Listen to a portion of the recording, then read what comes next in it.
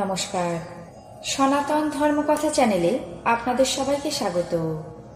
আজ শ্রাবণ মাসের ৯ তারিখ রবিবার, শুক্লপক্ষের দ্বাদশী তিথি। মহাভারতের সভাপর্বের ৭৪তম অধ্যায়ে পুনরায় পাশা খেলার প্রবৃত্তি পর্ব শুরু করব। নারায়ণং নমস্কৃত্য নরং চৈব নরোত্তমং দেবীং সরস্বতীং ব্যাসাং ততো জয়মুদীরয়েৎ। ঋষি বৈশম্পায়ন বললেন, মহারাজ, জীবের হেমময় শরীর হওয়া অত্যন্ত অসম্ভব, তা জেনেও রাজা রামচন্দ্র স্বর্ণমৃগ লাভে প্রত্যাশী হয়েছিলেন। সুতরাং লোকের বিপদকাল আসন্ন হলে প্রায়ই বুদ্ধির ব্যতিক্রম ঘটে থাকে। তারপর রাজা যুধিষ্ঠির দুর্যোধনের কাছে কথা বলে ভাইদের সঙ্গে মৌনভাব অবলম্বন করে রইলেন এবং শকুনির মায়াবল বিলক্ষণ জেনেও পুনরায় দূতে আসক্ত হলেন।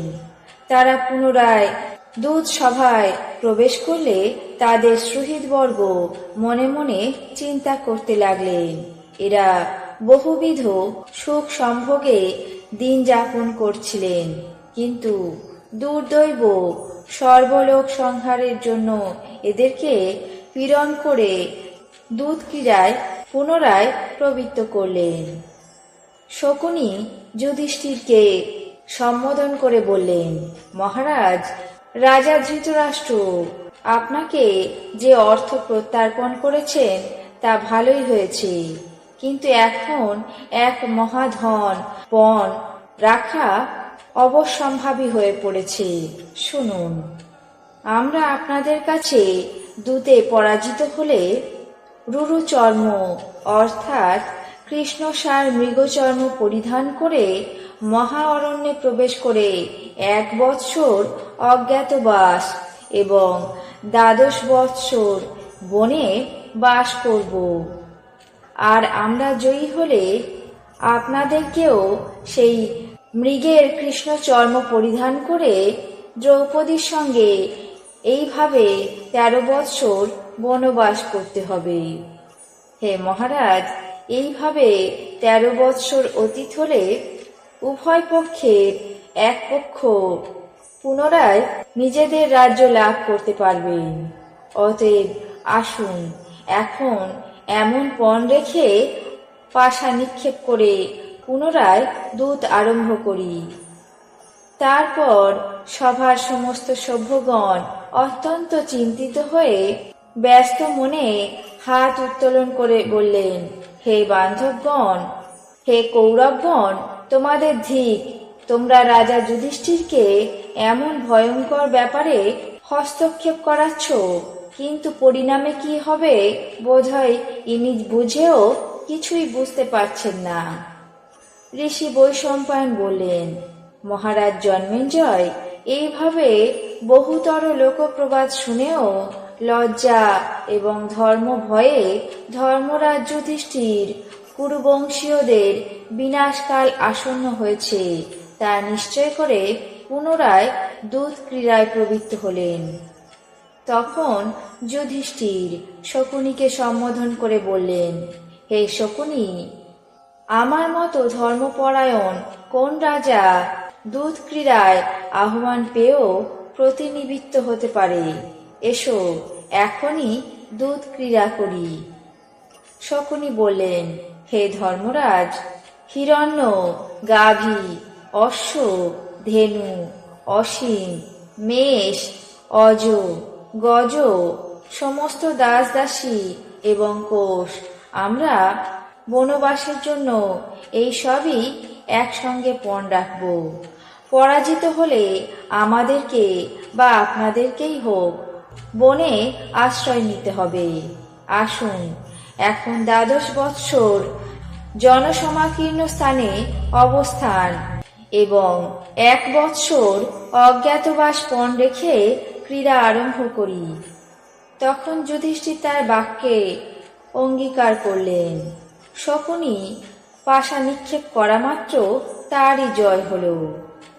তারপর পাণ্ডবেরা পাশা খেলায় পরাজিত হয়ে বনবাসে কৃত সংকল্প হলেন এবং যথাক্রমে মৃগচর্ম পরিধান করে উত্তরীয় গ্রহণ করলেন।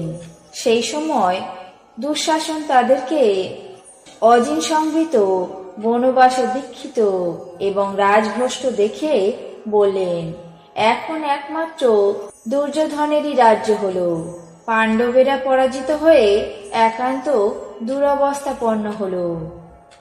আজ থেকে পাণ্ডবেরা দীর্ঘকাল অনন্ত নরকে পতিত হলো, সুখচ্যুত এবং রাজ্যভ্রষ্ট হলো।